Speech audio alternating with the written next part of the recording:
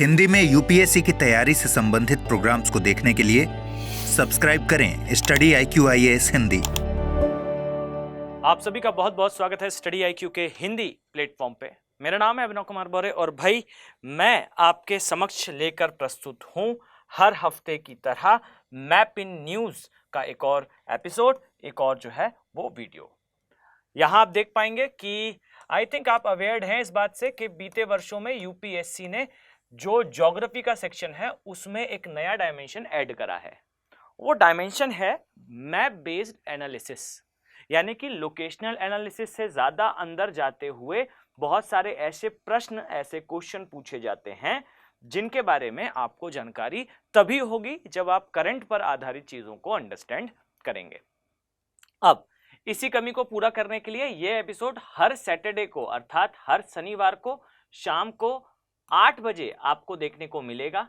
अगर आप seriously IAS exam की तैयारी कर रहे हैं तो this is a very very very important program, आपके लिए बहुत महत्वपूर्ण प्रोग्राम है। आई होप आप सभी को पता है कि अगर आप ज्वाइन करना चाहते हैं, अगर आप इस वीडियो में यूज होने वाली पीडीएफ को डाउनलोड करना चाहते हैं तो अभिनव बोहरे इस नाम से मेरे इंस्टाग्राम आईडी है। आप इससे जुड़कर मुझसे जो है कोई प्रश्न पूछ सकते हैं, कोई जानकारी अगर आपको प्राप्त करनी है तो आप मेरे साथ इस हैंडल पर जुड़ सकते हैं। पीडीएफ के लिए याद रखिएगा आप इस टेलीग्राम चैनल से इस पीडीएफ को इजीली डाउनलोड कर पाएंगे। डन।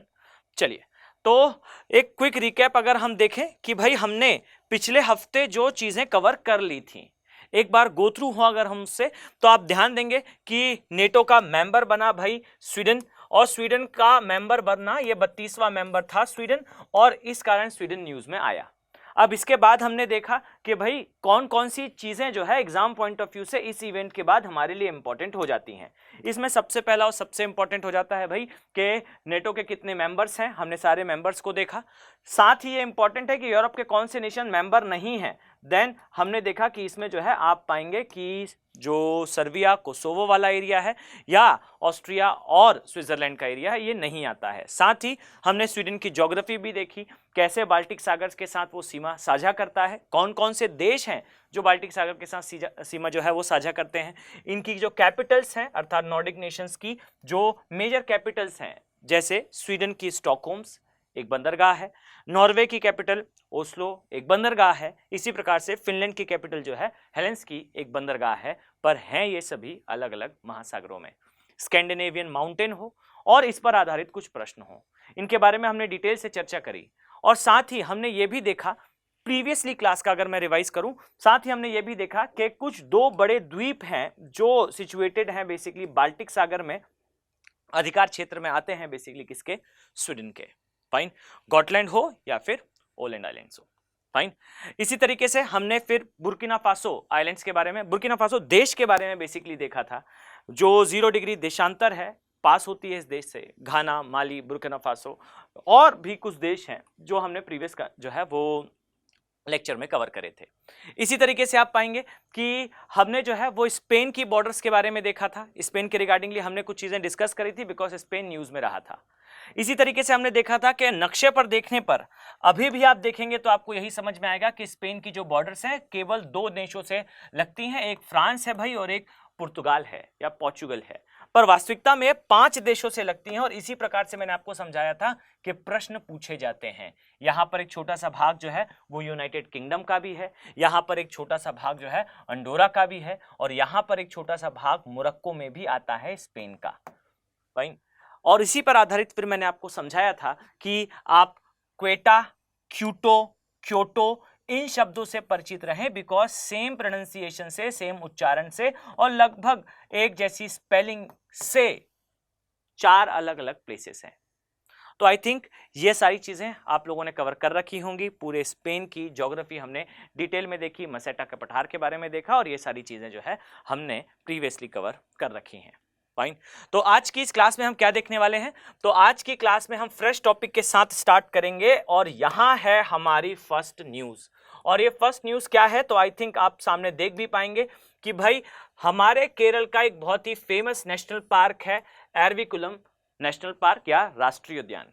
अब ये जो एरविकुलम राष्ट्रीय उद्यान है इसे 1 फरवरी से, यहां आप देखेंगे डेट भी मेंशन है, 1 फेब से 31 मार्च तक जो है वो क्लोज रखा गया था। इस क्लोजिंग के पीछे का कारण बताया गया था कि इस नेशनल पार्क में जो मिलने वाली प्रजातियां हैं, यानी कि जो स्पीशीज हैं, ये स्पीशीज बेसिकली इस समय अंतराल में प्रजनन करती हैं, अर्थात रिप्रोड्यूस करती हैं। फाइन। अब इससे जो है वो अगर यहां पर टूरिज्म या एक्टिविटीज कंटिन्यू रही तो कहीं ना कहीं आगे जाकर प्रजनन में और फिर इनकी जो संख्या है इसमें वृद्धि में समस्या होगी।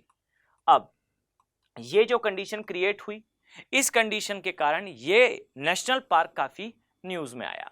तो चलिए आए इसके बारे में कुछ डिटेल में चर्चा करते हैं कि क्यों इतना महत्वपूर्ण है एरविकुलम नेशनल पार्क या राष्ट्रीय उद्यान।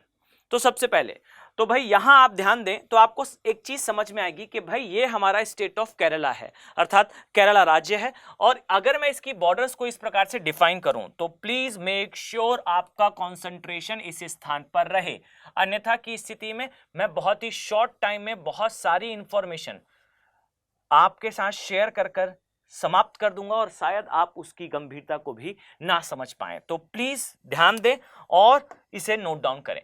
यहां आप देखेंगे कि आपको यहां वायनाड दिखाई देगा। आई थिंक आपने इस वायनाड प्लेस के बारे में काफी कुछ सुना होगा।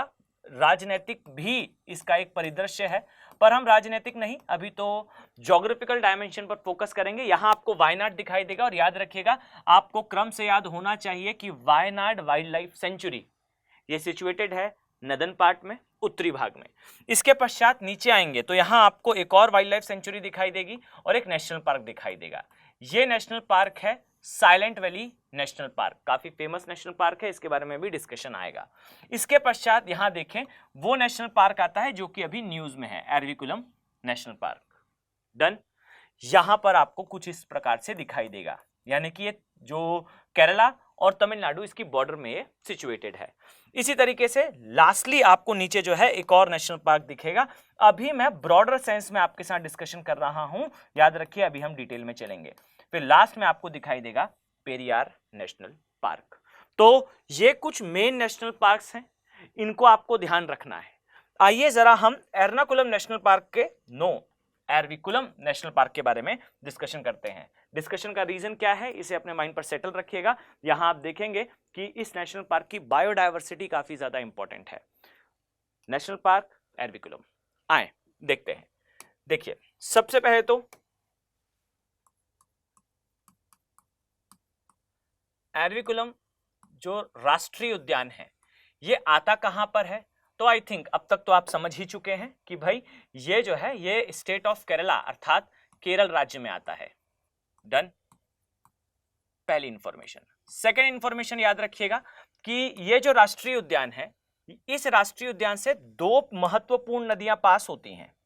फाइन, याद रखें ये दो महत्वपूर्ण नदियां कौन कौन सी हैं। सबसे पहला और सबसे इंपॉर्टेंट है चिन्नार रिवर,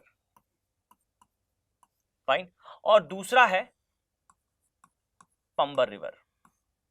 फाइन, अब यहां ध्यान दीजिए जो चेनार और पंबर रिवर हैं ये दोनों ही नदियां जो है वो सहायक नदियां हैं अमरावती नदी की। ओके, तो यहां ध्यान दीजिए ये किसकी सहायक नदी है, अमरावती, अमरावती नदी की। और अब यहां पर अपने दिमाग पर एक फैक्ट जो है कंसोलिडेट कर लीजिए, अमरावती नदी सहायक नदी है कावेरी की। और यह भी याद रखिएगा कि ये जो कावेरी की सहायक नदी है ये नदी सबसे लंबी सहायक नदी भी है कावेरी की। यानी कि जो राष्ट्रीय उद्यान हम देख रहे हैं जो न्यूज में है, उस राष्ट्रीय उद्यान के लिए एक बात याद रखिएगा कि ये राष्ट्रीय उद्यान जो है वो ड्रेन आउट होता है उन नदियों से जो कि सहायक नदी है किसकी, कावेरी की। आई थिंक आपके लिए इंफॉर्मेशन कंसोलिडेट हो चुकी है। सेकेंड चीज ध्यान दें, याद रखिएगा कि ये जो राष्ट्रीय उद्यान है इसके आसपास, चलिए मैं थोड़ा सा आपको फास्ट फॉरवर्ड करके आगे ले जाऊं तो यहां ध्यान से देखें तो आपको एक नेशनल पार्क यहां दिखाई देगा, अनाई मुंडी शोला नेशनल पार्क। फाइन, शोला एक प्रकार के वन होते हैं, शीतोष्णकटिबंधीय वन है, आगे हम चर्चा करेंगे इस बारे में। लेकिन उसके पहले अनाई मुंडी यहां आपको दिखाई देगा एक नेशनल पार्क है। यूपीएससी इसी प्रकार के ट्रिकी क्वेश्चन पूछा करता है। याद रखें कि सबसे लंबी या सबसे ऊंची, एग्जैक्टली कहें तो सबसे ऊंची चोटी संपूर्ण प्रायद्वीपीय भारत की ये कौन सी है? तो याद रखिए कि ये है बेसिकली अनाईमुंडी, और ये जो अनाईमुंडी पीक है, अनाईमुंडी चोटी है, ये अनाईमुंडी नेशनल पार्क में नहीं आती, ये आती है इस नेशनल पार्क में, एरविकुलम नेशनल पार्क। तो याद रखिए एरविकुलम नेशनल पार्क से ड्रेन आउट होने वाली दो नदियां ये हैं भाई, एक है चिन्नार रिवर, एक है पांबर रिवर, दोनों ही अमरावती की सहायक नदियां। सेकेंडली यहां सबसे ऊंची चोटी प्रायद्वीपीय भारत की सिचुएटेड है, आई थिंक आपको नाम पता है, अनाईमुंडी। आगे इसी चैप्टर में हम, इसी लेक्चर में बेसिकली हम डिस्कशन करेंगे पूरे वेस्टर्न घाट्स के बारे में, तो उस समय इन चीज़ों को हम और भी ज़्यादा कंसोलिडेट कर लेंगे। ओके, अब इस नेशनल पार्क के बारे में आइए कुछ चीज़ें और भी समझते हैं। मैं आगे जाऊं और इसके अदर डायमेंशंस को कवर करूं, उसके पहले ज़रा फिर से एक बार इस क्रम को अपने दिमाग पर दोहराइए। वाई? बिकॉज यूपीएससी को north to south, east to west, इस प्रकार के प्रश्न पूछने का पहले से यूपीएससी का रिकॉर्ड रहा है। तो यहां ध्यान दीजिएगा, आप पाएंगे कि ये जो एरिया है इसमें सबसे ऊपर, जैसा मैंने आपको कुछ समय पहले बताया, साइलेंट वैली नेशनल पार्क। अब नॉर्थ टू साउथ जाते हुए याद रखिएगा ये जो नेशनल पार्क हम देख रहे हैं ये Eravikulam national park, then Anamudi national park. फिर आपको जो है यहां ध्यान दें, एक नेशनल पार्क की मार्किंग जो है वो इस प्रकार से यहां पर लिखी हुई है, ओके, और एक शोला वन जो है वो इधर पर भी है। तो आपको याद रखना है दो शोला वन है, एक वन जो है वो, दोनों ही वन वैसे परफेक्टली देखें तो आते केरला में ही है, बस ईस्ट और वेस्ट का डिफरेंस है, और जो लास्ट में आपको दिखाई देगा वो है पेरियार नेशनल पार्क। डन। अब जरा हम वापस आए अपने जो डायमेंशन को हम देख रहे थे, अर्थात एरविकुलम नेशनल पार्क के लिए। तो यहां ध्यान दीजिए, जो एरविकुलम नेशनल पार्क है, एरविकुलम नेशनल पार्क है, इसके लिए एक चीज आप लोग और याद रख सकते हैं। याद रखिए कि यहां पर एक बहुत ही विशेष प्रकार की प्रजाति पाई जाती है, इसे कहा जाता है नीलगिरी, नीलगिरी ताहर। फाइन। ये नीलगिरी जो ताहर है, इसकी विश्व में जितनी जनसंख्या है उसकी आधी जनसंख्या तो केवल इस स्थान पर निवास करती है, यानी कि विश्व में, विश्व की आधी से अधिक जनसंख्या, आधी से अधिक जनसंख्या केवल और केवल इस स्थान पर आपको निवास करती हुई दिखाई देगी। डन। इसके अलावा एक चीज और याद रखिएगा, यह काफी फेमस है उस पादप के लिए, उस वनस्पति के लिए जो विश्व में और कहीं नहीं मिलती, और नीलगिरी का नाम उसी नाम पर पड़ा है, अर्थात नील कुरुंजी, नील कुरुंजी। यानी कि जो नील कुरुंजी है, जिसके लिए कहा जाता है वंस इन अ 12 ईयर, 12 वर्षों में एक बार उगने वाली जो है ये वनस्पति है। और ये वनस्पति एग्जैक्टली कहूं तो श्रब होता है, और ये श्रब है ये 12 वर्षों में एक बार पुष्प देता है, ऐसा कहा जाता है। बट मैं अगर आपको प्रैक्टिकली बताऊं तो ऐसा जनरली देखा गया है कि 4-5 साल में भी कई बार जो है इसमें पुष्प आ जाते हैं। डन। तो इसे याद रखिएगा, वंस इन अ 12 ईयर उगने वाली वनस्पति आपको इस स्थान पर जो है वो देखने को मिलती है एरविकुलम नेशनल पार्क में। डन। मैंने रिवर्स के बारे में आपसे डिस्कशन करा ही है, याद रखिएगा यहां से कौन कौन सी रिवर्स पास होती हैं। कभी यूपीएससी आपसे प्रश्न पूछ ले कि भाई ये कौन सी रिवर के ड्रेनेज का पार्ट है, तो याद रखिएगा कि ये कावेरी का, और अगर कावेरी के अलावा कोई पूछा जाए तो एक और रिवर है जिसे कहा जाता है पेरियार, तो पेरियार के ड्रेनेज का ये हिस्सा है। यानी कि पेरियार और कावेरी दोनों ही सही आंसर होंगे। प्रायोरिटी में पूछा जाए तो कावेरी होगा। डन। इन डायमेंशंस को और साथ ही इस क्रम को, इस उम्मीद के साथ कि आप लोग कंसोलिडेट जरूर करेंगे, आइए हम एक प्रश्न की ओर जो है वो अपना ध्यान केंद्रित करते हैं।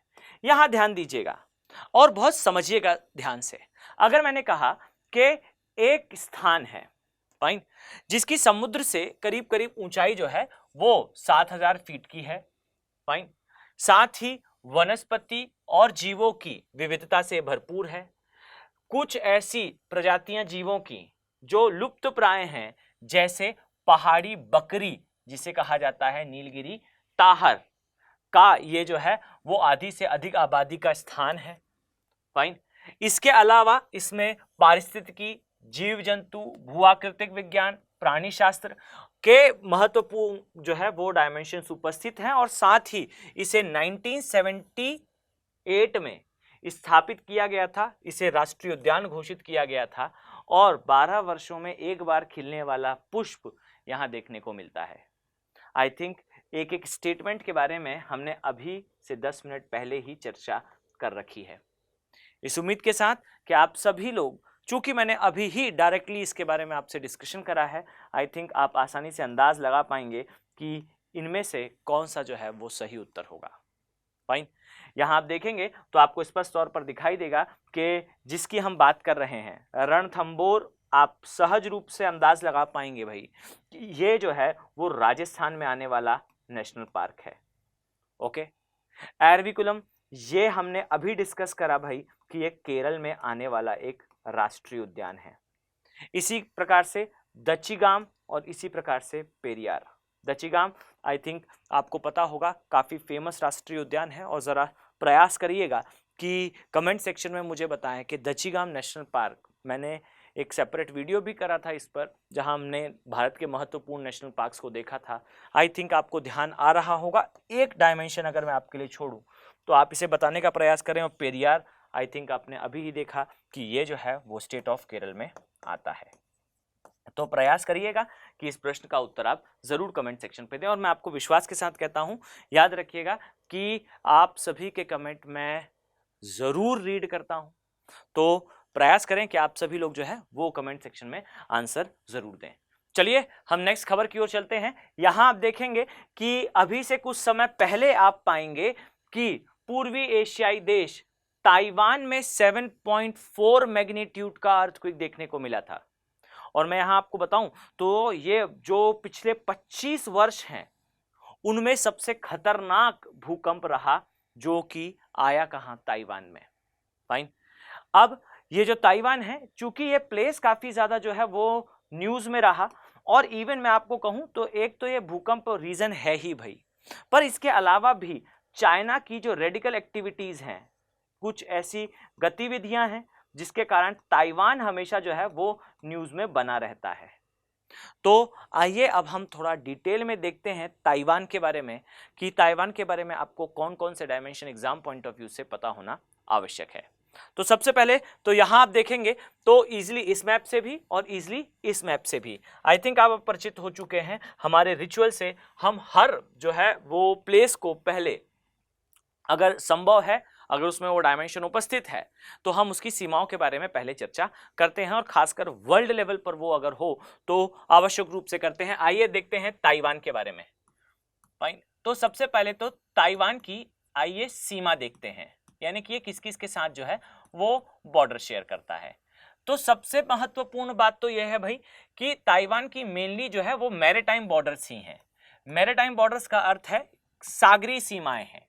इसमें सबसे पहला और सबसे इंपॉर्टेंट भाई साक्षात सामने आपको दिखाई देगा चाइना वाला एरिया। फाइन।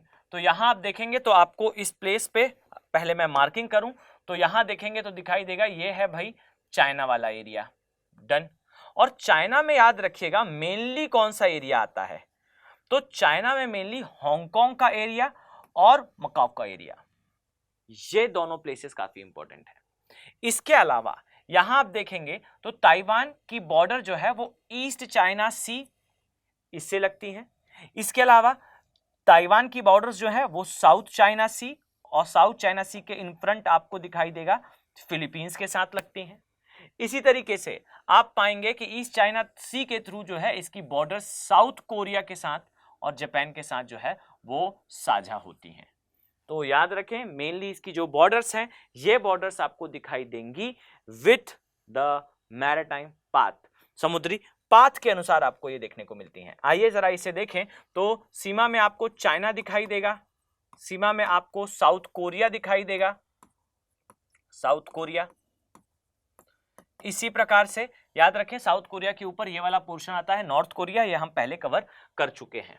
डन। इसके अलावा यहां आपको जो है वो जापान दिखाई देगा, साथ ही यहां आपको फिलीपींस, और फिलीपींस के लिए याद रखिएगा फिलीपींस के सबसे उत्तरी जो द्वीप हैं ये देखने को मिलते हैं,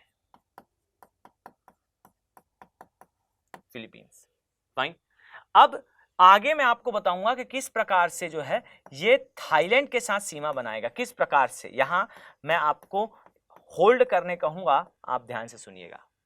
ओके, आइए ध्यान दें तो आपको ये कुछ दिखाई देगा भाई, ताइवान का एरिया। तो यहां ध्यान से देखिए, सबसे पहले और सबसे महत्वपूर्ण, यहां आप पाएंगे कि ताइवान के बिल्कुल सेंट्रल पार्ट में इस स्थान पर आपको एक माउंटेन रेंज देखने को मिलेगी, एक पर्वत श्रेणी देखने को मिलेगी। फाइन। कौन सी है ये पर्वत श्रेणी? तो चुंगयांग नाम से। फाइन, इसका नाम है चुंगयांग। ये जो है ये पर्वत श्रेणी है जो ताइवान के सेंट्रल पार्ट में है। और इसी से आप लोग एक बात ताइवान के लिए समझ लीजिए। देखिए एक चीज मैं आपको समझाऊं तो हमेशा याद रखिएगा कि ज्योग्राफी जब किसी स्थान की बहुत टफ होती है तो वो नेशन काफी ज्यादा स्ट्रांग होता है। फाइन। इसका एक सबसे अच्छा उदाहरण मैं आपको बताऊं तो भाई जापान द्वीपीय देश है, 80% उसका जो क्षेत्र है वो या तो पर्वतीय है या तो पठारीय है। कुछ उसी प्रकार की कंडीशन यहां आपको ताइवान की भी दिखाई देगी। ताइवान का लगभग 80% भाग जो है ये पर्वतीय है, और इसमें से सबसे महत्वपूर्ण जो है और सबसे बड़ा जो है वो चुंगयांग पर्वत है। डन। अब इस चुंगयांग पर्वत के लिए हमने यहां पर एक मार्किंग ली। अब इसे मान लीजिए एक ऐसा रेफरेंस। फाइन। अब इस रेफरेंस को लेते हुए हम आगे की चीजें देखने वाले हैं। डन। अब इसे याद रखिएगा कि ताइवान का जो पश्चिमी भाग है, यानी कि ताइवान का जो वेस्टर्न पार्ट है, आपको इस वेस्टर्न पार्ट में याद रखना है कि इस पोर्शन में मेनली आपको दिखाई देगा कि भाई यहां पर उपस्थित है भ्रंश। फाइन। ये फॉल्टेड एरिया है, रिफ्टेड एरिया है। डन। तो यहां आपको भ्रंशों का निर्माण देखने को मिलेगा, भ्रंशों का निर्माण देखने को मिलेगा। इसे आप अपने दिमाग पे कंसोलिडेट रखेंगे। क्लियर। इसके अलावा इसका जो पूर्वी भाग है, इसका जो पश्चिमी भाग है बेसिकली, इसके लिए याद रखिएगा कि यह भाग बेसिकली कैसा है, यह भाग है भाई समतल मैदानी भाग। आप कह सकते हैं कि यहां आपको ताइवान की मेन पॉपुलेशन ज्यादा देखने को मिलेगी। बट समस्या यही है कि सामने ही आपको कौन दिखाई देगा, सामने ही आपको चाइना देखने को मिलेगा। फाइन। तो इसके आगे आपको चाइना का विस्तार देखने को मिलेगा जो कि काफी रिस्की है फॉर ताइवान। पर हम आगे बढ़ें और जरा नोटिस करें तो आपको यहां पर कुछ रिवर्स देखने को मिलेंगी, कुछ नदियां देखने को मिलेंगी। जरा उन नदियों पर फोकस करिएगा। आई थिंक आप जो है वो देख पा रहे होंगे, एक रिवर आपको यहां दिखाई देगी लांगयांग के नाम से। Just a second. Is LANYANG, Lanyang river. ये रिवर उत्तर की तरफ जाती है। इसी प्रकार से तुमसुई या तामसुई, कई बार ताम सुई नाम आता है और कई बार तान सुई नाम आता है। दोनों ही नदियां एक ही हैं, ये एक है और ये एक है। ये दोनों ही नदियां याद रखिएगा कि ये उत्तर की दिशा में जो है वो प्रवाहित होती है। लेकिन काम की एक बात है, याद रखिएगा कि ताइवान की सबसे लंबी नदी कुछ इस प्रकार से आप देखेंगे तो ये है चूसुई रिवर, और ये रिवर जा रही है कहां, चाइना के साइड, अर्थात यहां आपको दिखाई देगा स्ट्रेट ऑफ ताइवान, ताइवान की संधि जिसके द्वारा ताइवान जो है वो अलग होता है चाइना से। ठीक है, तो यहां याद रखेगा चूसुई रिवर जो है वो ताइवान की सबसे लंबी रिवर है, चूसुई नदी। यह है ताइवान की सबसे लंबी नदी, सबसे लंबी नदी। डन। इसी के साथ एक चीज आप और याद रखेंगे with respect to Taiwan, that Taiwan का पुराना नाम था फॉर्मोसा, फॉर्मोसा द्वीप। ओके, ये नाम अक्सर न्यूज में रहता है, तो आपको इसे कम से कम याद जरूर रखना है, अपने दिमाग पे कंसोलिडेट जरूर रखना है। डन। तो फॉर्मोसा द्वीप, साथ ही चुसुई रिवर जो कि सबसे लंबी नदी है ताइवान की, एक डायमेंशन। इसके अलावा यह भी याद रखिए कि यूशान नाम से यहां आपको दिखाई देगा, आई थिंक आप रीड कर पा रहे होंगे, यूशान नाम से जो पर्वत है, ये सबसे लंबा पर्वत है, बेसिकली सबसे ऊंचा पर्वत है बेसिकली चुंगयांग का। फाइन, तो यूशान पर्वत सबसे ऊंचा है भाई इस स्थान पर, इसका आपको विशेष ध्यान रखना है। डन। आई थिंक ये हमारे लिए सफिशिएंट होगा विद रिस्पेक्ट टू ताइवान, क्योंकि आने वाले समय में हम इसके बारे में एक बार और देखने वाले हैं। फाइन, तो देखिए ध्यान से, निम्नलिखित युग्मों पर जो है वो आपको अब विचार करना है। कमेंट सेक्शन में ध्यान से इसका उत्तर देंगे। ऑक्सफोर्ड का स्टूडेंट एटलस साथ में रखेंगे, और उस एटलस पर याद रखिए, देखिए मैं आपको बताऊं तो आप अगर यूपीएससी की तैयारी कर रहे हैं तो आपके लिए महत्वपूर्ण हो जाता है कि आपका एटलस वर्क अच्छा हो। अगर आपका एटलस वर्क बेहतर होगा, स्मार्ट होगा, तो याद रखिएगा कि आप इजीली जो है वो एग्जाम क्वालिफाई कर पाएंगे। आप इतना समझ लीजिए कि अगर आपका एटलस भरा हुआ नहीं है, उसमें बहुत सारी मार्किंग्स, बहुत सारी इंफॉर्मेशन नहीं है, तो कहीं ना कहीं on the name of preparing UPSC की तैयारी करने के नाम से आप केवल और केवल अपना समय व्यर्थ कर रहे हैं। You are making a joke of that thing. Why? Because I think आप अवेयर होने चाहिए भाई इस बात से कि एटलस से सीधे सीधे प्रश्न पूछ रहा है यूपीएससी। अगर आप केवल और केवल हर हफ्ते आने वाला ये एपिसोड भी देख लेते हैं मैप इन न्यूज का, तो भी आपका एटलस, मान लीजिए आप साल में 10 महीने जो है वो इन फॉर्म होकर, मतलब प्रैक्टिकली तैयारी करते हैं, साल के 10 महीने, अगर 10 हर हफ्ते एक मैप इन न्यूज आ रहा है और आपने 10 महीने इसे कवर करा, लगभग 40 जो लेक्चर्स हैं आपने वो अपलोड करे अपने दिमाग में, आपने उसे याद करा, तो याद रखें इसके पश्चात आपका एटलस ऐसे भी एक नई किताब में परिवर्तित हो जाएगा। मैं बहुत सारी इंफॉर्मेशन शेयर करता हूं, कोशिश करिएगा कि आप एटलस में से जरूर मार्क करें। आइए इस प्रश्न पर जरा फोकस करते हैं। यहां आपको कहा गया है निम्नलिखित युग्मों पर जो है वो विचार करिए। यहां पर एक स्थान पर जो है वो गर्त का नाम लिखा हुआ है, ट्रेंच का नाम लिखा हुआ है, और आपको उसे कनेक्ट करना है और बताना है भाई कि ये जो सामने आपको दिखाई दे रहे प्लेसेस हैं, क्या ये गर्त जो है वो इन्हीं स्थानों पर आते हैं। फाइन, यहां आप देखेंगे तो मिंड नाव एक गर्त है, इसी प्रकार से सुंडा एक गर्त है, टोंगा एक गर्त है, और अलुयन ये गर्त है। अलुयन या फिर अलूशियन, ये याद रखिएगा, दोनों नाम है। और एक और नाम है, अगर मैं इसका एक और नाम आपको बता दूं तो शायद आप उत्तर तक बहुत जल्दी पहुंच जाएं, बट मैं अभी इसका नाम शेयर नहीं करूंगा। जरा कमेंट सेक्शन पे ट्राई करिए और सोचिए और विचार करिए कि क्या आप इसका उत्तर दे पा रहे हैं इन गर्तों के रिस्पेक्ट में।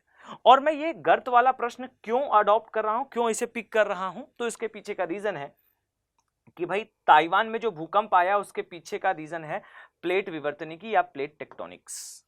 और प्लेट टेक्टोनिक्स में सबसे इंपॉर्टेंट डायमेंशन होता है ट्रेंचेस, अर्थात गर्त।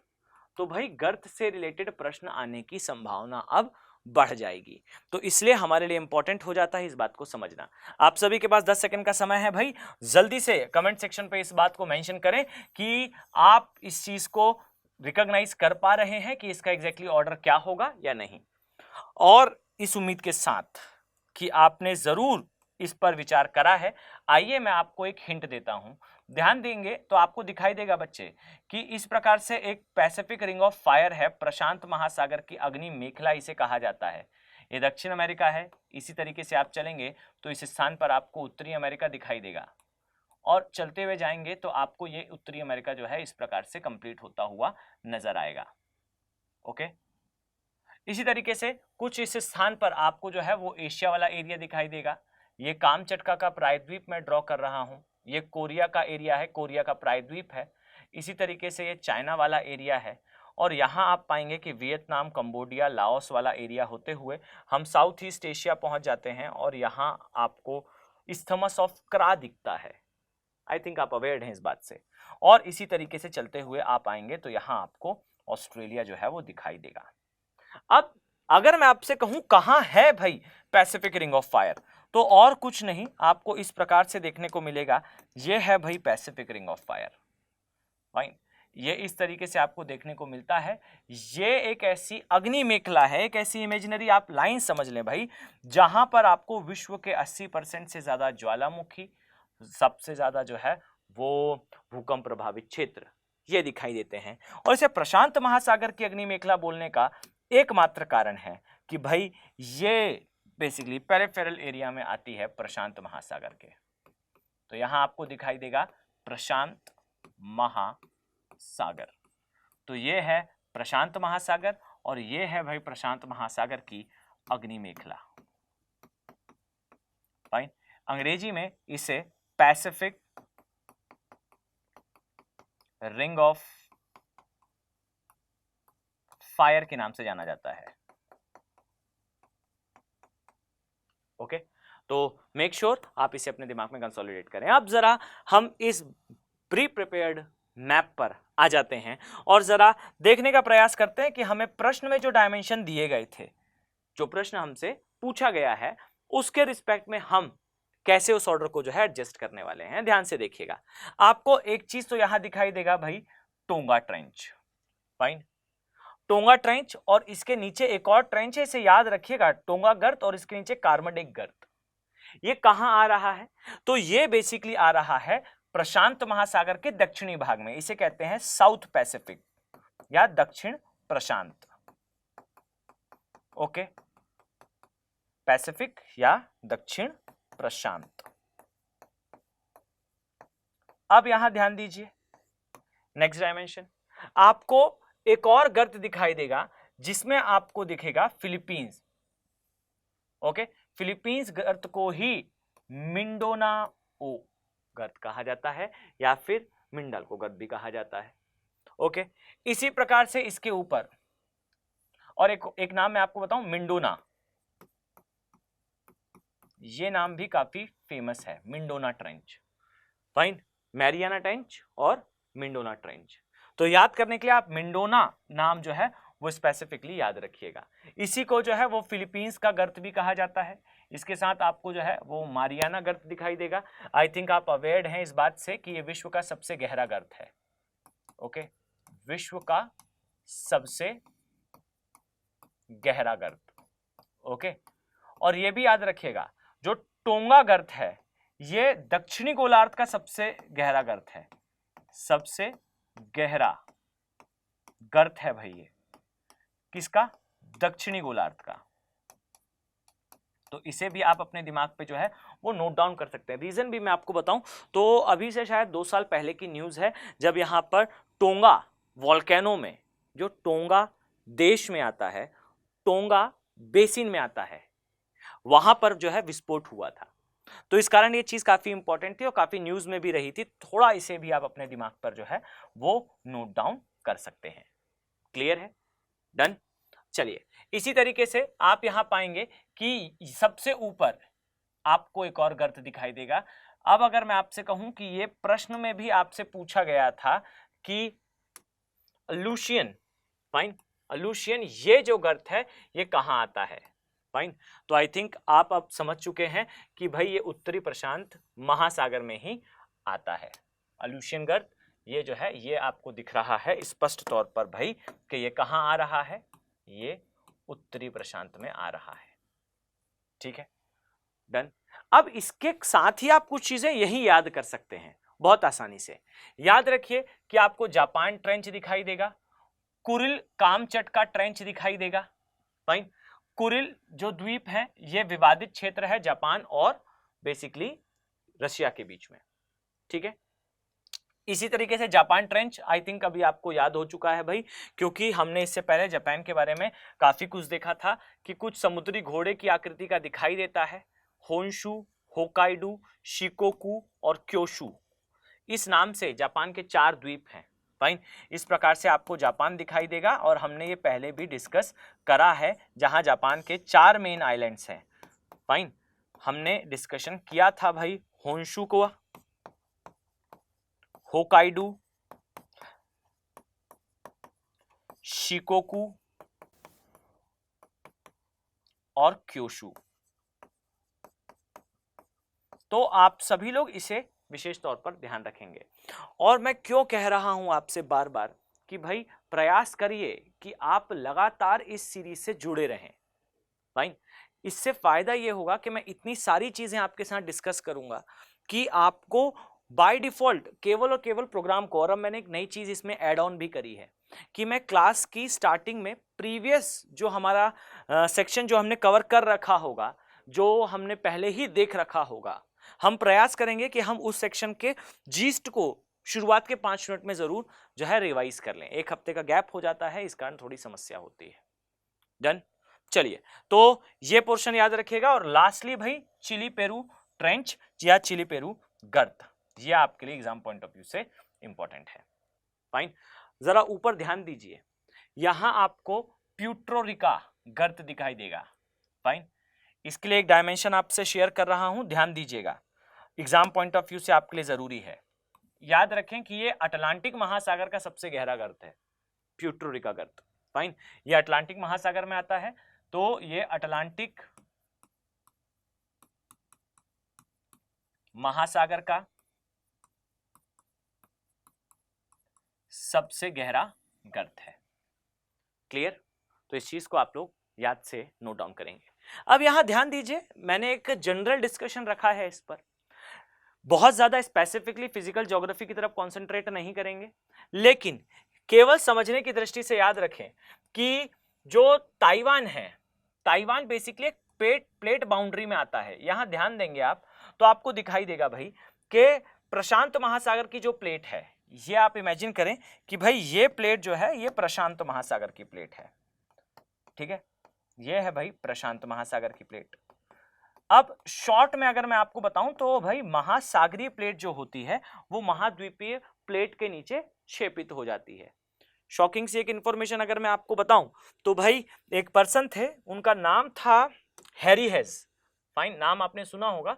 उन्होंने बताया था कि भाई पृथ्वी की आयु 4.3 बिलियन वर्ष है, यानी कि 4.3 बिलियन वर्ष पहले पृथ्वी जलता हुआ आग का गोला थी और वहीं से ठंडी हुई। ठंडी होने पर महाद्वीप और महासागर साथ में बने। भाई जब महाद्वीप बना तो महाद्वीप की आयु तो 4.3 बिलियन वर्ष है, इसमें कोई डाउट नहीं है, उतनी ही आयु है महाद्वीप की। लेकिन जो महासागर हैं उनकी आयु 50 मिलियन के आसपास है। मैं बिलियन बात नहीं कर रहा हूं, मैं मिलियन कह रहा हूं। आप सोच कर देखिए कि एक जगह लगभग 450 मिलियन से ज्यादा का समय है और एक जगह जो है 50 मिलियन, बने दोनों साथ में। रीजन इज, आप इधर देख पाएंगे, याद रखें कि ये जो प्लेट है ये समय के साथ धीरे धीरे करके जो है वो क्षेपित होती है और क्षेपित होकर महासागरीय प्लेट नीचे जाती है महाद्वीपीय के, और ये क्षेपित होने के पश्चात जो है वो मेल्ट होती है और मेल्ट होने पर कहीं ना कहीं वोल्केनिक एक्टिविटी के थ्रू ये बाहर निकलती है। तो याद रखेंगे आप कि महासागरीय प्लेट की अंतिम परिणति यही है, the last salvation of this plate is कि ये प्लेट सबडक्ट हो जाएगी, क्षेपित हो जाएगी महाद्वीपीय प्लेट के, और ये समाप्त हो जाएगी। अब यही चीज जब होती है तब इस एरिया में जहां पर ये प्लेट अंदर जा रही होगी, याद रखेंगे कि वहां पर फॉर्मेशन होगा ट्रेंचेस का, गर्तों का, क्योंकि एक प्लेट दूसरी प्लेट के नीचे इस प्रकार से क्षेपित हो रही है। और जब ये क्षेपित होगी तब आपको जो है वो अतिरिक्त अमाउंट में जो मैग्मा बनता हुआ दिखेगा, ये फॉर्मेशन करेगा वोल्केनोस का। फाइन, और जब भी ये प्लेट मूव करेगी, याद रखें कि इस प्लेट के मूवमेंट से जो है अंततः भूकंप, सुनामी, ज्वालामुखी, गर्त, इन सभी का निर्माण होता हुआ दिखेगा। तो थोड़ा अपने दिमाग पर जो है वो फिजिकल ज्योग्राफी के छोटे से डायमेंशन को भी रखिएगा। डन? चलिए हम आगे बढ़ते हैं और यहां आप देखेंगे कि भाई हमारी नेक्स्ट न्यूज क्या है। तो हमारी नेक्स्ट न्यूज बेसिकली है कि हाल ही में आईआईटी बॉम्बे ने जो है वो एक रिसर्च में बताया कि भाई मृदा का जो है वो लगातार कटाव हो रहा है हमारे पश्चिमी घाट में, वेस्टर्न घाट्स में जो लगातार हो रहा सॉइल इरोजन है ये 30 वर्षों में लगभग 119% तक बढ़ चुका है। फाइन, कुछ स्थानों पर तो ये जो है 121% है। डन। अब यहां ध्यान से सुनिएगा कि ये जो मृदा का कटाव है ये अंततः मास डिस्ट्रक्शन की ओर लेकर जाता है। ये मास डिस्ट्रक्शन मैं क्यों कह रहा हूं, तो याद रखें, आप इस आर्टिकल में भी देख पाएंगे कि भाई गुजरात हो जिसमें 1990 में इसका जो स्तर था वो लगभग हेक्टेयर के अनुसार और टन के अनुसार अगर हम देखें तो यहां आपको देखने को मिलेगा ये 34 के आसपास था, और आज के समय आप देखेंगे जो लेटेस्ट अपडेटेड डेटा है 2022 का ये 75.39 पहुंच चुका है। मैं एक राज्य की नहीं, डेटा आपके सामने है, आप देखें, याद करने की से आवश्यकता नहीं है, लेकिन आप देख पाएंगे कहीं 119%, कहीं 121%, तो कहीं पर 90% की ग्रोथ है सॉइल इरोजन में। वो मृदा जो है कृषि के लिए मूल आधार होती है।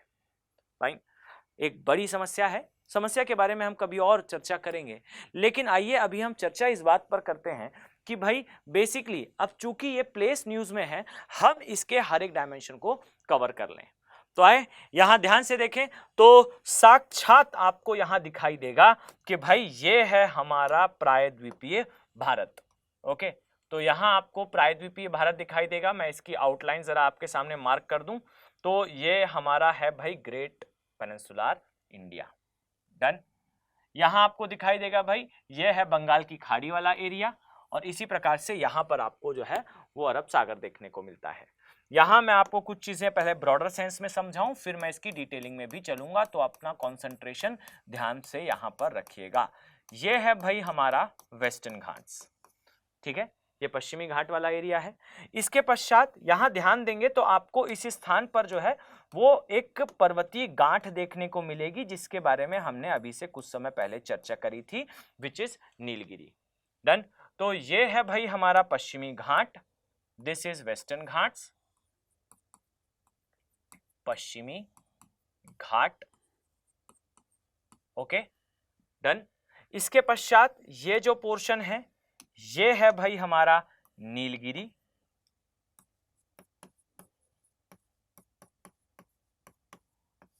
आई थिंक आपने दिमाग में नोट डाउन करा है।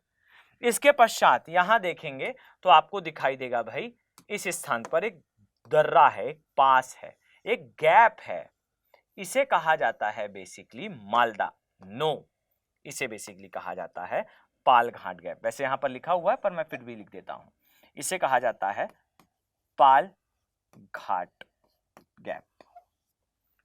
ठीक है, याद रखेंगे। इसी तरीके से लास्टली जो एरिया आप देखेंगे यहां पर नोटिस करिएगा, ये वाला जो एरिया है यहां आपको 3 पर्वत श्रेणियां देखने को मिलेंगी। ओके, कौन कौन सी हैं वो पर्वत श्रेणियां, आइए जरा इनका नामकरण करें। तो आपको सबसे पहले जो है वो अनाई मुंडी दिखाई देगी, अन्ना मलाई दिखाई देगी, माफ कीजिएगा, अन्ना मलाई दिखाई देगी। डन। इसके बाद नीचे आएंगे तो आपको पालनी दिखाई देगी। ओके, और इसके भी नीचे आएंगे तो आपको जो है फिर इलायची कह लीजिए या कार्डमम कह लीजिए, ये देखने को मिलेगी। ओके, इलायची या कार्डमम, कार्डमम इलायची एक ही है, ठीक है, अंग्रेजी में इलायची को कार्डमम कहा जाता है। ठीक है, अब ये हुआ एक जनरल क्लासिफिकेशन। अब जरा इसका स्पेसिफाइड देखते हैं, ध्यान दीजिए। तो मैं जरा एक स्लाइड ऐड करके आपको जो है एक बार में इसके बारे में थोड़ा सा समझा दूं, फिर हम जो है इसे इस प्रकार से यहां पर देखेंगे। ठीक है, तो देखिए सबसे, चलिए यहां पर एक पोर्शन जो है चूंकि हमारे सामने ही है, इसे पहले हम देख लेते हैं। यहां देखेंगे तो इसका जो अपर पोर्शन है ये दक्कन के पठार वाला एरिया है, ये मेनली महाराष्ट्र वाले एरिया में आता है। इसके पश्चात आप देखेंगे तो बाबा बूदन की पहाड़ियां और कुद्रेमुख की पहाड़ियां आती हैं। फिर आपको जो है यहाँ पर नीलगिरी वाला एरिया देखने को मिलता है। चलिए मैं आपको यहाँ पर एक स्लाइड ऐड करके चीजें थोड़े बेहतर तरीके से क्लियर करने का प्रयास करता हूं। देखें तो भाई ये है हमारा प्रायद्वीपीय भारत, ठीक है। अब इस प्रायद्वीपीय भारत में इस स्थान पर आपको देखने को मिलेगा कि यह है भाई हमारा पश्चिमी घाट, ठीक है। पश्चिमी घाट के बाद इस स्थान पर आपको देखने को मिलेगा भाई ये है नीलगिरी। डन। अब नीलगिरी वाला पोर्शन और इसके नीचे फिर आपको यहां पर कुछ पहाड़ियां और देखने को मिलेंगी। जरा फोकस करिएगा मैं क्या समझाना चाह रहा हूं। याद रखें कि जो पश्चिमी घाट है, सबसे पहली चीज ये है कगारिय क्षेत्र, पश्चिमी घाट ये है भाई कगारिय क्षेत्र, ठीक। कगार का मतलब होता है किनारा है, ये है कगार, ठीक है। अब इसमें याद रखें आपको, मेक श्योर कि इसे कंजर्वेशन इंटरनेशनल ने बायोडायवर्सिटी हॉटस्पॉट कहा है, यानी कि यह जैव विविधता का हॉटस्पॉट है। हॉटस्पॉट कंजर्वेशन इंटरनेशनल ये डिक्लेयर करता है। सेकेंडली इसे इको सेंसिटिव जोन डिक्लेयर करा है भारत सरकार ने। थर्डली याद रखिएगा कि ये यूनेस्को की वर्ल्ड हेरिटेज साइट में भी आता है, ओके। इसके अलावा इसका विस्तार जो है वो भारत में कितने राज्यों में है, तो याद रखें कि ये भारत में 6 राज्यों में विस्तृत है। मैप पर देखने पर जनरली समझ में नहीं आता कि ये 6 राज्यों में इसका विस्तार है। कौन कौन से 6 राज्य हैं, तो यहां ध्यान दीजिएगा, ओके। सबसे पहले तो आएगा यहां पर गुजरात, फिर आपको देखने को मिलेगा महाराष्ट्र, फिर आपको देखने को मिलेगा भाई गोवा। डन। इसके पश्चात आपको देखने को मिलेगा जी हां कर्नाटका और केरला, फिर आपको जस्ट अ सेकेंड यहां पर केरल, फिर आपको भ्रम होगा कि भाई पश्चिमी घाट तो पश्चिम में आता है और तमिलनाडु तो पूर्व में आता है, पर याद रखें कि यह तमिलनाडु में भी विस्तृत है, ओके। तमिलनाडु ये यहां पर भी आता है। तो ये कुल मिला के 6 राज्यों में आपको विस्तृत दिखाई देगा, पहली बात। दूसरी बात याद रखें कि यहां आपको पश्चिमी घाट का ही एक हिस्सा दिखाई देगा नीलगिरी के नाम से, ठीक है।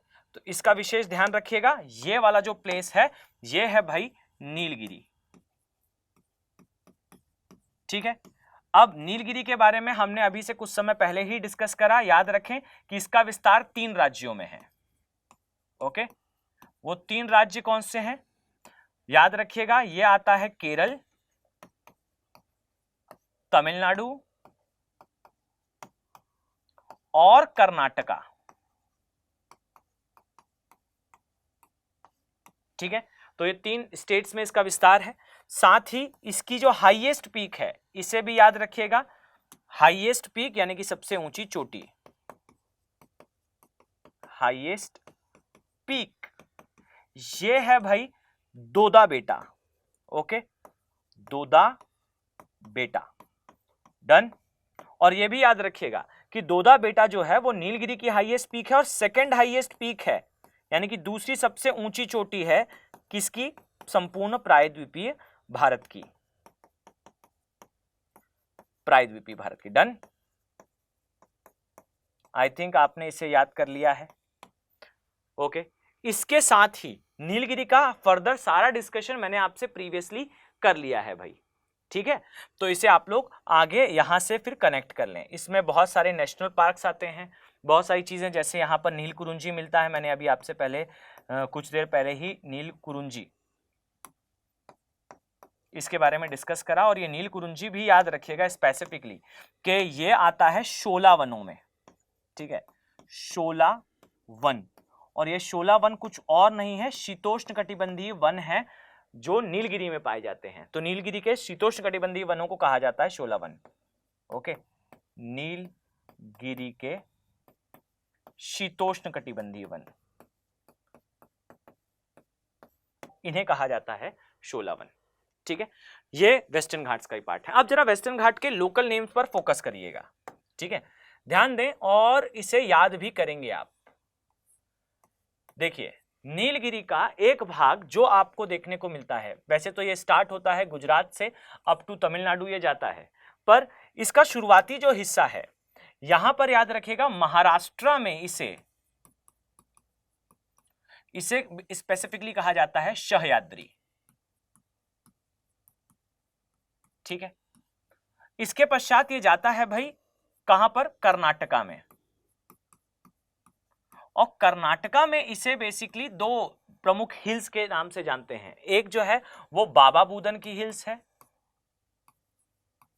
और बाबा बूदन चोटी भी है, और कुछ जो है वो कुद्रेमुख की हिल्स हैं, कुद्रेमुख की पहाड़ियां हैं। अब याद रखिए कि बाबा बूदन की पहाड़ियां जो है वो कॉफी के लिए, और इसी प्रकार से कुद्रेमुख की पहाड़ियां आयरन ओर के लिए काफी प्रसिद्ध हैं। ठीक, हम ज्यादा अंदर नहीं जाएंगे, केवल मैप पर फोकस करेंगे। इसके पश्चात आप आगे देखेंगे तो आपको नीलगिरी दिखाई देगा, जिसका डिस्क्रिप्शन हमने अभी देख लिया भाई।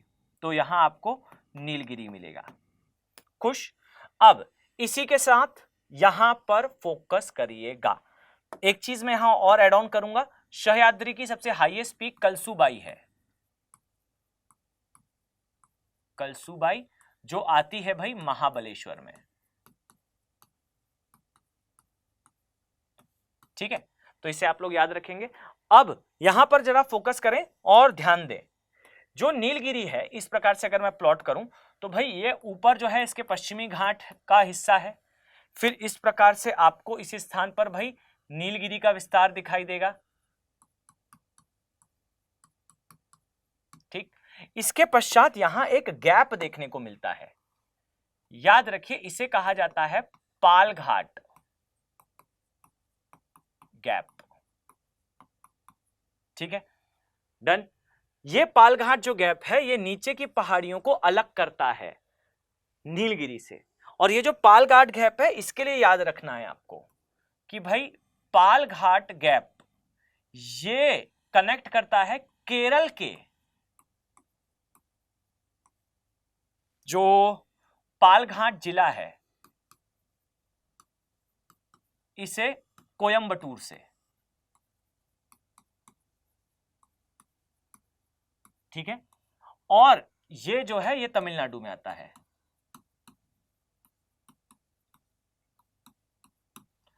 साथ ही आपको यह भी याद रखना है भाई कि पालघाट जो गैप है ये 32 किलोमीटर लंबा है, एक रास्ता है भाई, और इससे गुजरती है केरल की सबसे लंबी नदी, इसे कहा जाता है भरतपूसा नदी, भरतपूसा रिवर।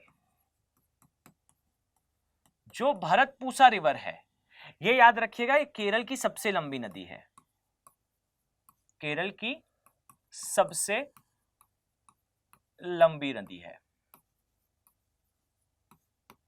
ठीक है, 32 किलोमीटर इसकी जो है वो चौड़ाई है। ठीक है, साथ में अब आपने जो नीचे कुछ पहाड़ियां देखी थी, जैसा आपने यहां देख रखा है भाई कि ऊपर नीलगिरी, नीलगिरी के बाद पालघाट, और यहां पर आपको 3 पहाड़ियां दिख रही हैं। याद रखिएगा कुछ इस प्रकार से अन्नामलाई, फिर इस प्रकार से आपको मेनली पालनी थोड़ा आगे की तरफ शिफ्टेड होगी, और फिर यहां पर इलायची की पहाड़ियां या कार्डमम की पहाड़ियां ये देखने को मिलती है। मैं जरा नामकरण कर देता हूं, ये है भाई अन्नामलाई, ये है पालनी,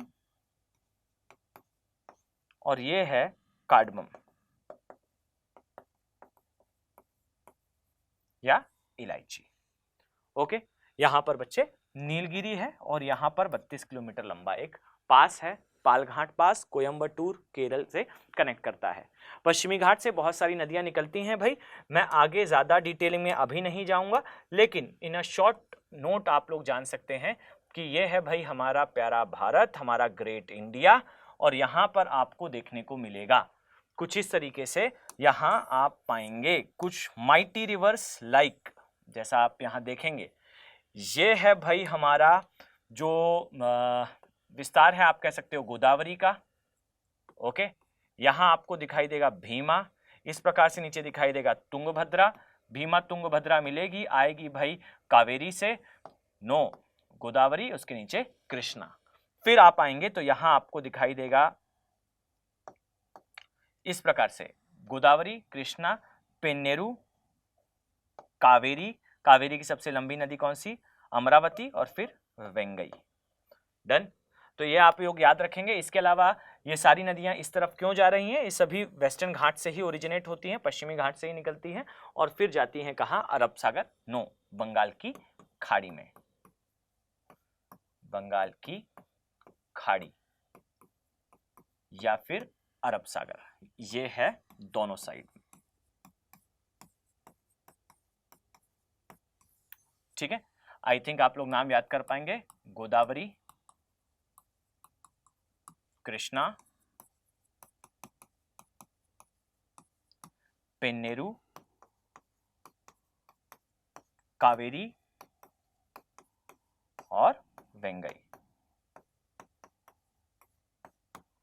ठीक है, इसका विशेष ध्यान रखिएगा। साथ में अगर आपको ओरिजिन याद कर रहा हूं भाई, पश्चिमी घाट में गोदावरी आती है बेसिकली नासिक, नो त्र्यंबकेश्वर, ये आती है फ्रॉम त्र्यंबकेश्वर, स्पेसिफिक लिखना है इसलिए मैंने उसे कट करा, त्र्यंबकेश्वर से। कृष्णा आती है भाई महाबलेश्वर से, और जो कावेरी है ये आती है ब्रह्मगिरी की पहाड़ियों से। तो और ये भी पार्ट है बेसिकली वेस्टर्न घाट्स का। फाइन, चलिए अब जरा इस प्रश्न पर फोकस करते हैं। ध्यान दीजिएगा कि दक्षिण भारत के एक स्पेसिफिक स्थान के बारे में आपसे प्रश्न करा गया है। यहां आपसे पूछा गया है दक्षिण भारत का एक ऐसा राज्य जो अपनी अनूठी जलवायुवी विशेषताओं के कारण प्रसिद्ध है, ये हिंद महासागर से सटे होने के बावजूद इस राज्य के मध्य, पूर्व और तटीय इलाकों में ग्रीष्म ऋतु होने के बाद भी वर्षा निम्न होती है। फाइन, और शीतकाल में ऐसा समय होता है जब यहां अधिकांश हिस्से में वर्षा देखने को मिलती है। अब जरा मेरी बात पर फोकस करिए। अगर आप आईएएस की तैयारी कर रहे हैं तो हमेशा याद रखें, चीजें तथ्यात्मक नहीं, यथार्थ और मूर्त रूप में पता होनी चाहिए।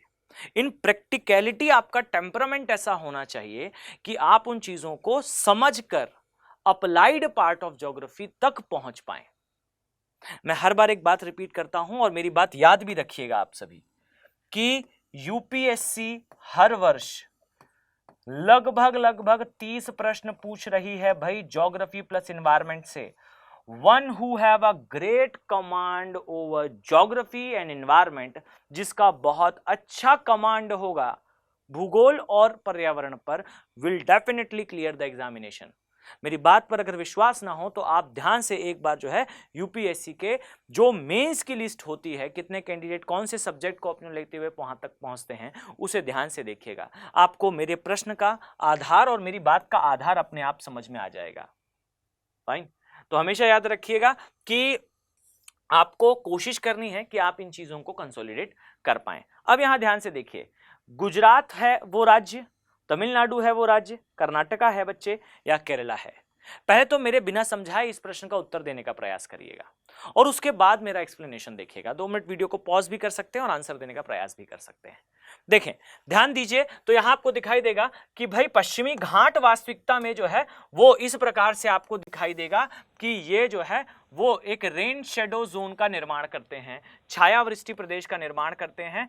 चूंकि आप पाएंगे कुछ इस प्रकार से, मैं आपको नेक्स्ट स्लाइड में अगर दिखाऊं तो आपको बेहतर तरीके से समझ में आ जाएगा। भाई यहां देखें ध्यान से, ये है भाई हमारा प्रायद्वीपीय भारत। फाइन, और यहां से इस डायरेक्शन से बेसिकली आ रही हैं पवनें। कौन सी हैं बच्चे ये पवनें? याद रखिएगा, ये वो पवनें हैं, ये वो विंड्स हैं जो भारत में लाने वाली हैं झूम के सावन अर्थात वर्षा। तो ये वर्षाकारी पवनें जो है वो आपको इस स्थान पर देखने को मिलेंगी, और ये जो वर्षा करने वाली पवनें हैं यही कहलाता है साउथ ईस्ट मॉनसून, यानी कि दक्षिण पश्चिम मॉनसून। और ये जो दक्षिण पश्चिम मॉनसून है, याद रखिएगा कि ये दक्षिण पश्चिम मॉनसून के सामने यहां पर आता है वेस्टर्न घाट्स। ओके, और ये जो वेस्टर्न घाट्स हैं या ये जो पश्चिमी घाट हैं, इनका छायावृष्टि प्रदेश बनता है इस स्थान पर।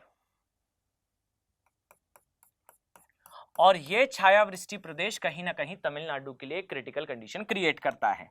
ध्यान देंगे तो आपको समझ में आएगा भाई कि ये जो छायावृष्टि प्रदेश है, छायावृष्टि प्रदेश है, जैसे अंग्रेजी में रेन शेडो जोन कहते हैं, कुछ इस प्रकार से जो है वो निर्मित होता है। ये है भाई हमारा पश्चिमी घाट का एक पर्वत, इमेजिन कर लीजिए। यहां से चढ़ रही हैं पवनें, ऊंचाई बढ़ने के साथ वो पवनें जिनके अंदर आर्द्रता ज्यादा है वो संघनित होगी। संघनित होने पर डियर यहां फॉर्मेशन हो जाएगा क्लाउड्स का, और क्लाउड्स का फॉर्मेशन होने पर ये झूम के सावन ला देंगे और बारिश करा देंगे। लेकिन जैसे ही ये पार करेंगे वो नीचे आना स्टार्ट होंगे, और नीचे आने पर तापमान में वृद्धि होगी। तापमान में वृद्धि होगी तो भाई इस स्थान पर कोई वर्षा नहीं, यानी कि पवन विमुख वाला जो भाग है, यहां आपको जो है इसे अंग्रेजी में लीवर्ड साइड कहते हैं, लीवर्ड साइड कहते हैं। यहां पर कम वर्षा होगी या ना के बराबर वर्षा होगी, और इस स्थान पर इसे विंडवर्ड साइड बोलते हैं या पवनामुख भाग बोलते हैं, विंडवर्ड साइड। यहां पर अधिक वर्षा होगी। कुछ यही हाल दिल का जो है वो क्रिएट कर देता है ये पश्चिमी घाट। तो इसे थोड़ा सा आप लोग याद रखेंगे कि ये है मेन हमारा मॉनसून, और यहां पर आपको दिखाई देगी ये स्थिति। चलिए अब हमारी आज की लास्ट न्यूज की तरफ बढ़ते हैं। ध्यान दीजिएगा कि बीते दिनों म्यांमार के साथ जो है वो हमारा फ्री मूवमेंट रिजीम, ये जो है ये हमने सरकार ने डिसाइड करा कि हम इस व्यवस्था को जो है वो निलंबित कर रहे हैं, और इसमें ये मेंशन करा गया कि 1643 किलोमीटर की लंबी सीमा पर अब हम जो है वो फेंसिंग करेंगे, बेड़ा लगाया जाएगा। और इसके पीछे का रीजन क्या है, तो आई थिंक आप सभी अपडेटेड हैं इस बात से भाई कि म्यांमार में लंबे समय से चल रहा है सैन्य तानाशाही, और ये जो तानाशाही है इस डिक्टेटरशिप में कहीं ना कहीं लोग परेशान होते हुए दो पार्ट में डिवाइड हो चुके हैं। एक जिसे कहा जाता है जनता आर्मी, याद रखिएगा जनता आर्मी इज एक्चुअली म्यांमार की ऑफिशियल आर्मी, और इस आर्मी से लड़ने के लिए लोगों ने बनाया है, इसे कहा जाता है ब्रदरहुड अलायंसेस। इसमें 3 जो है प्रमुख ग्रुप हैं। आई थिंक आप सभी अपडेटेड हैं, मैं ज्यादा इस पर डिटेल में नहीं जाऊंगा बिकॉज हमारा मुख्य एम न्यूज के आधार पर मैप को समझना है। यहाँ ब्रदरहुड अलायंस में जो है मेनली अराकान आर्मी और लोगों का जो है वो ग्रुप है, ये ग्रुप बेसिकली गन के बेसिस पर लड़ रहा है किसके साथ, जनता आर्मी के साथ, डिक्टेटरशिप के साथ। अब चूंकि उस देश में अनस्टेबिलिटी है, हमारे लिए जानना इंपॉर्टेंट हो जाता है भाई कुछ चीजों को। यहाँ ध्यान दें तो आपको दिखाई देगा भाई ये है हमारा north eastern part, and problem is this कि हमारा नॉर्थ ईस्टर्न पार्ट ऐसे भी हमारे लिए थोड़ा सेंसिटिव एरिया है, हमारे लिए थोड़ा जो है वो आप कह सकते हैं सेंसिटिव जोन है फॉर कंसिडरेशन। ये एरिया अगर पास में जिस पड़ोसी देश से सीमा बना रहा है उस देश में भी अशांति होगी तो हमारे लिए समस्या बढ़ती हुई दिखाई देगी। अब यहां देखेंगे आप ध्यान से तो ये आपको हमारी बॉर्डर्स दिखाई देंगी। यहां जो म्यांमार है इसके साथ, म्यांमार के साथ सीमा बनाते हुए आपको एक राज्य दिखाई देगा अरुणाचल प्रदेश, फिर आपको दिखाई देगा भाई नागालैंड, फिर आपको दिखाई देगा मणिपुर, और लास्टली फिर आपको दिखाई देगा मिजोरम। फाइन, तो नागा, मणि, अरुणाचल प्रदेश, नागालैंड, मणिपुर, मिजोरम, ये आपको स्टेट्स दिखाई देंगे। इसमें काम की बात यह है भाई कि फ्री मूवमेंट रिजीम के तहत ये डिसाइड करा गया था कि 16 किलोमीटर की एक स्ट्रिप होगी बॉर्डर्स के दोनों साइड, और इस 16 किलोमीटर की स्ट्रिप में आप पाएंगे कि लोग जो है वो आवाजाही कर सकते हैं without any permission. Why? Because cultural similarities हैं इस एरिया में। नो डाउट के भारत की आज़ादी से पहले, म्यांमार की आज़ादी से पहले ये पूरा ही एरिया ब्रिटिशर्स के अंडर में आता था, और आज भी बहुत सारे जनजातीय लोग हैं, बहुत सारे ऐसे लोग जो इस एरिया में बिलोंग करते हैं, इस एरिया से बिलोंग करते हैं, इनके रिश्तेदार, इनके फैमिली दोनों साइड जो है वो निवास करती है। तो 16 किलोमीटर की स्ट्रिप जो है वो डिसाइड करी गई थी अंततः कि भाई यहाँ सीमा पर रहने वाले लोग लोग जो है विदाउट वीजा और पासपोर्ट इस एरिया में ट्रेवल जो है वो कर सकते हैं, फ्री मूवमेंट रिजीम का फायदा उठा सकते हैं। अब सरकार ने इसे सस्पेंड कर दिया। कारण यह है कि म्यांमार में अनस्टेबिलिटी के कारण भारत में जो है वो शरणार्थी ज्यादा संख्या में प्रवेश कर रहे हैं, और आई थिंक आप अपडेटेड भी हैं इस बात से कि भाई क्या कंडीशन हुई थी जब रोहिंग्या शरणार्थी जो है वो भारत आए थे। उसके पहले चकमा शरणार्थी वाला भी केस था। तो हम उस चीज को रोकने के लिए यहां पर जो है वो फ्री मूवमेंट रिजीम को सस्पेंड कर रहे हैं, निलंबित कर रहे हैं। अब यहां आप कुछ चीजें अपने दिमाग में सेटल डाउन कर सकते हैं। जैसा, तो याद रखिए कि भारत और म्यांमार की सीमा में सबसे लंबी सीमा किस राज्य के साथ लगती है? तो पहले कितने राज्यों के साथ लगती है उसे याद कर लें भाई। तो यहां याद रखें कि म्यांमार के साथ सीमा बनाने वाले राज्य कौन कौन से हैं। ओके, म्यांमार के साथ सीमा बनाने वाले हमारे राज्य, इसमें अरुणाचल प्रदेश आएगा, इसमें नागालैंड आएगा, इसमें मणिपुर आएगा, और बच्चे इसमें मिजोरम आएगा। ओके, ठीक। अब अरुणाचल प्रदेश में याद रखिए पटकाई-बूम, नागालैंड में नागा हिल्स, मणिपुर में लुसाई हिल्स, मणिपुर में मणिपुर हिल्स,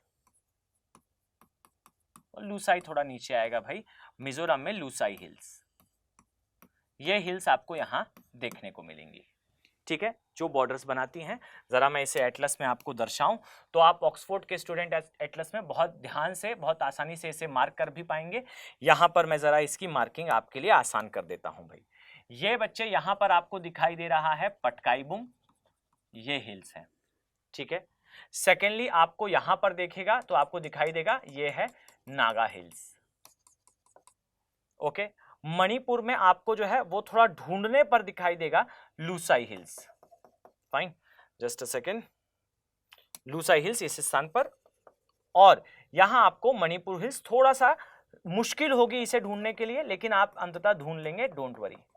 यहां आपको मणिपुर हिल्स मिलेंगे, ठीक है। नीचे आपको फिर ये लुसाई हिल्स का विस्तार है इस प्रकार से। डन। यहां याद रखने योग्य बात है, इन सभी को कलेक्टिवली कहा क्या जाता है? इन सभी को कलेक्टिवली बच्चे कहा जाता है Purvanchal hills. Okay, Purvanchal hills, तो they are all part of Purvanchal hills. और पूर्वांचल हिल्स कुछ और नहीं है, ये हिमालय का ही विस्तार है। आपको इसके ऊपर यहां हिमालय दिखाई देगा, और यहां आप एक चीज और मार्क कर सकते हैं भाई, जैसे यहां आपको डाफला दिखाई देगा, यहां आपको मिरी दिखाई देगा बच्चे, यहां आपको अबोरो दिखाई देगा, और यहां आपको मिशिमी दिखाई देगा। तो डाफला, मिरी, अबोरो, मिशिमी, ये जो है वो हिमालय में जो आप कह सकते हो शिवालिक वाला एरिया है, वहां आने वाली कुछ पर्वत चोटियां हैं, शिवालिक के क्षेत्र में आता है, ठीक है। उत्तर से दक्षिण, पूरब से पश्चिम, ये क्रम याद रखिएगा। डाफला, मिरी, अबोरो, मिशिमी, डीपी आपको इस प्रकार से जो है वो आसानी से डिस्प्ले हो जाएगा। डन। तो ये पूर्वांचल है। अब इसी तरीके से अगर मैं आपको थोड़ा और अंदर लेकर चलूं तो चलिए इसे थोड़ा फ्रीली देखने का प्रयास करते हैं, और अगर ये हमारे पास दिमाग में एक बार सेटल डाउन हो जाता है तो आप इजीली इसे याद भी कर पाएंगे। ध्यान दीजिएगा, ये है भाई हमारा north eastern part. Okay, note down करिएगा दिमाग पे इसे। यहां आपको दिखाई देगा पटकाई-बूम, नागा, मणि, मिजो और लुसाई, ठीक है। डन। इसी का एक विस्तार आपको इस तरीके से, ध्यान दीजिएगा, इसका एक विस्तार आपको इसी तरीके से नीचे यहां अराकान योमा के नाम से दिखाई देगा। यह है अराकान योमा, यह म्यांमार में आता है। ओके, और इसी तरीके से ये जो पोर्शन है यहां आपको जमीनी भाग दिखाई देगा, ये म्यांमार का एरिया है। और ये जो प्लेस आप देख रहे हैं ना बच्चे, याद रखिएगा, ये है बेसिकली रखाइन प्रांत, जहां से रोहिंग्याज आए थे, रखाइन प्रांत।